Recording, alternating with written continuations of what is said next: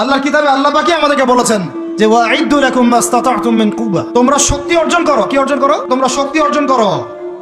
শক্তি অর্জন করলে কি হবে? তুরহিবুনা বিহি আদুওয়াল্লাহি ওয়া আদুওয়াকুম, তোমরা আল্লাহর দুশমন এবং তোমাদের দুশমনদেরকে ভয় দেখাতে পারবা। এই যুগে পারমাণবিক অস্ত্র ছাড়া কোনো রাষ্ট্রকে কেউ ভয় করে না। ভয় করে? ওই আয়াতের উপরে আমল মুসলমানরা আমরা করতে পারি নাই, আমল করেছে ইসরায়েল। বুঝতে পারি নাই মনে হয়।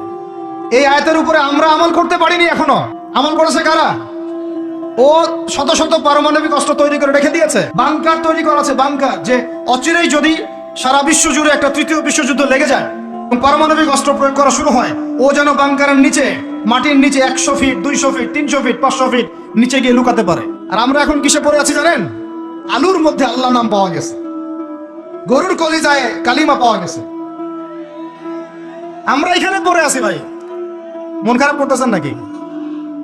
এই হলো আমাদের অবস্থা। কি একটা অবস্থা! আমরা পড়ে আছি এখনো কলা নিয়ে। কলা মানে রাস্তাঘাটে আমরা বের হবো হনুমানের মূর্তি নিয়ে, বানরের মূর্তি নিয়ে, দেখেন নাই? সাপ নিয়ে, ব্যাঙ নিয়ে, পেঁচা নিয়ে। এগুলো হচ্ছে আমাদের সায়েন্স অ্যান্ড টেকনোলজি, প্রযুক্তির অগ্রগতি, তাই না ভাই? আজ পর্যন্ত আমরা কয়টা অ্যাপস তৈরি করতে পারলাম, কয়টা সফটওয়্যার তৈরি করতে পারলাম, কয়টা মিসাইল তৈরি করতে পারলাম। আমাদের আকাশ, এই পুরো আকাশ, আমার কথা রাগ করেন, আমি কারো দুশ্মন না, জাস্ট আমি আমার জায়গা থেকে অ্যাজ এ নাগরিক কথা বলছি। আমাদের দেশের আকাশ সুরক্ষিত না, সুরক্ষিত না, 100% সুরক্ষিত না।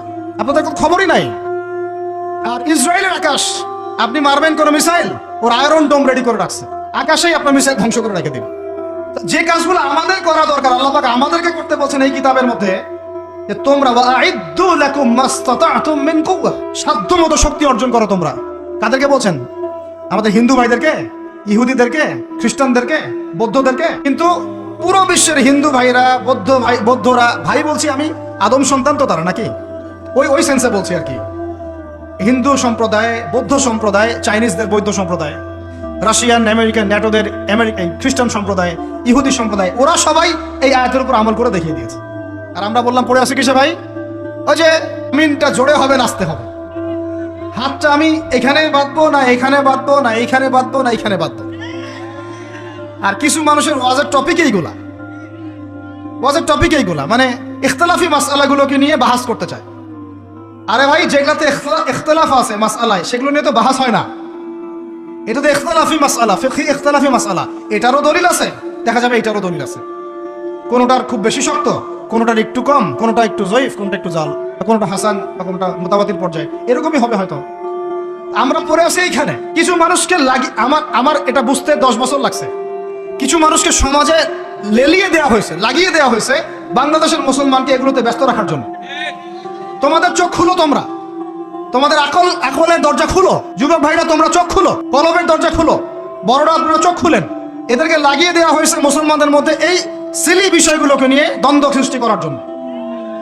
এগুলো নিয়ে মসজিদ ভাগ করে ফেলতেছে, মাদ্রাসা ভাগ করে ফেলতেছে। ফরজ ঐক্য নষ্ট করে হলেও মুস্তাহাব প্রতিষ্ঠা করতে হবে।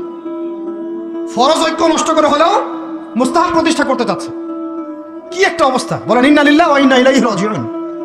যখন মানুষের ঐক্যবদ্ধ হওয়া উচিত, আমাদেরকে ওদের সাথে লড়াই না করে সমকক্ষ হওয়া দরকার।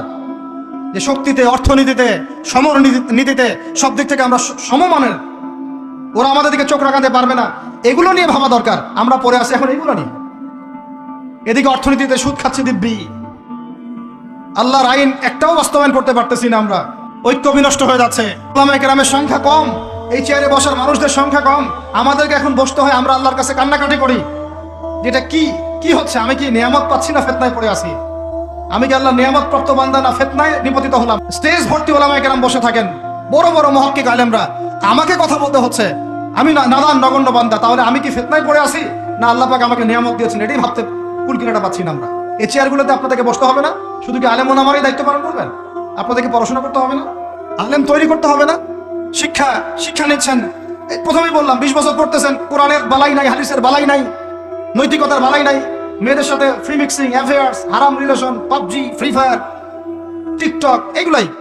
তো এই জেনারেশনটাকে দিয়ে আমি কেমন করে দিন প্রতিষ্ঠার দিকে কথা বলতে পারি? আমার কথা রাগ করতেছে নাকি ভাই? আমি একটু কাঠখোট্টা মানুষ আর খোলামেলা কথা বল, এটা আমার দোষ। তবে এই দোষটা নিয়ে আমি আল্লাহর পথে কাজ করতে চাই। কারণ সব সময় নরম নরম সুরের কথায় ওয়াজে কাজ হয় না।